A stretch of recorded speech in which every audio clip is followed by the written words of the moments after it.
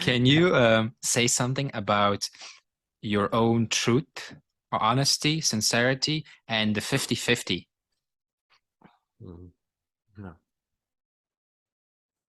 Um,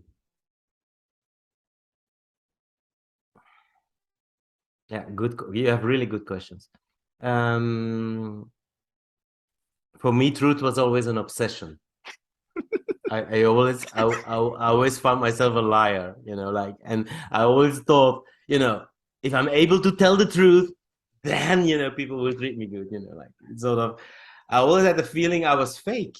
I was a doctor and I graduated, and then I was in the hospital, like with that white coat, and I felt so fake. I was saying, my God, I'm so fake, I'm so Mm. fake. And I give the illusion to people that I know everything and I don't know anything. Mm. Like, yeah, take this medication, it will be good for you. And yeah, and then doctor and doctor and doctor. And I felt, like, so it Mm. has been really an obsession to me, like, and I thought the solution was to be honest. But, well, if you see the image, like we talk from one mask to another, there is no honesty.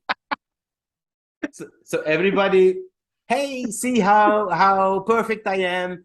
See, see this. It's simply because we don't know ourselves, So in a way, so like in couples, a lot of couple therapy, and then dishonesty and betrayal and big words, and yeah, nobody's honest. No, nobody. Well, maybe it's good that I'm not honest, like, who is waiting for all my thoughts? It's Mm. like it's it's kind of, so in a way, honesty has a lot to do with words, and words are not important.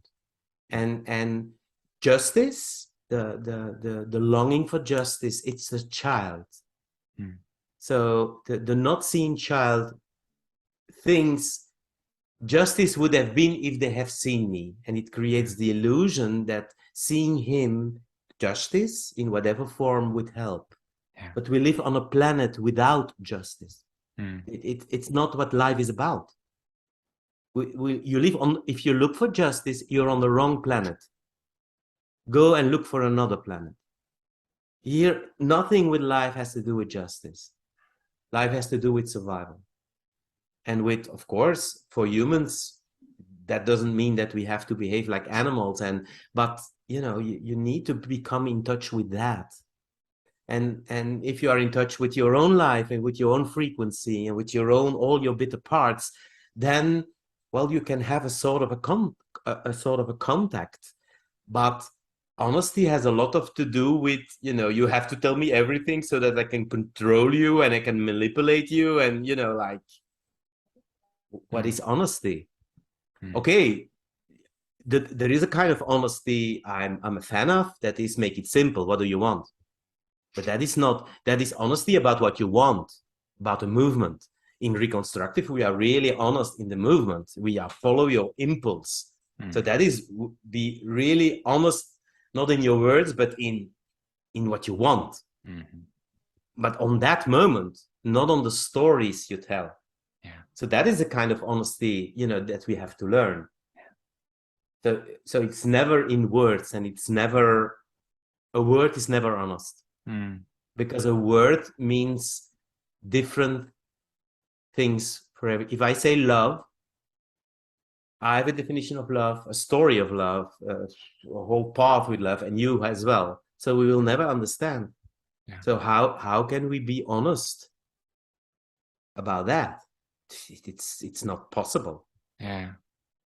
So honesty has to do with something else, like I think maybe that is why I love reconstructive so much, that we are honest in that work.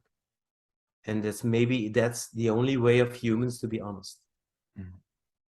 It's in that, and there is something like in reconstructive, as if nobody's watching, and nobody's watching because everybody is in it.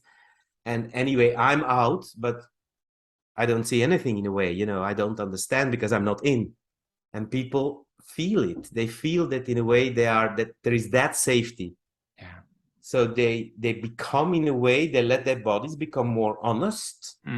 What is honest? Follow your impulses. Yeah. That's an honesty. But the brain doesn't know anything about honesty. Is only manipulating. Be honest with me, so I can, I can.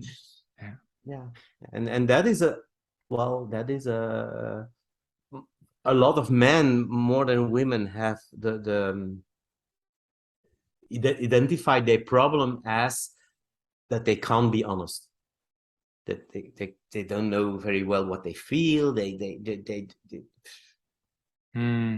And when they do come upon the moment of recognizing when there's a breakdown of something, or they really have to face it, then there's maybe a chance to honestly look at it, and then either take the responsibility or not take the responsibility for it, and do something with it. Yeah. But the doing with it is always, the child in us really needs our protection. Needs us to see it. Needs our protection, and then go into the outside world. You know, that is, I think that is, that is also protection of, how can I explain? I have to protect my child from the child of the others, and I have to protect the child of the others from my child. Okay. Wow. Because my child is not seen, is heard by the others. But then it becomes angry and judgmental and all things, and then it hurts. So it's kind of the protection. It's kind of like in airplanes, they say, like, if there is a lack of oxygen, put on a mask first, you, and then your children. So that is the way it goes, you know. So that is the adult in us takes first care of the own child in protection, but it's, of course, to protect the children of the other from what? Well, from my child. From the way it protects itself. It tries to defend himself.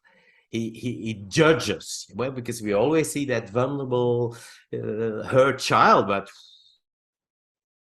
it's like, you know, a hurt animal who's hiding, like a cat. When a cat is hurt, it hides under the sofa, but try to approach it.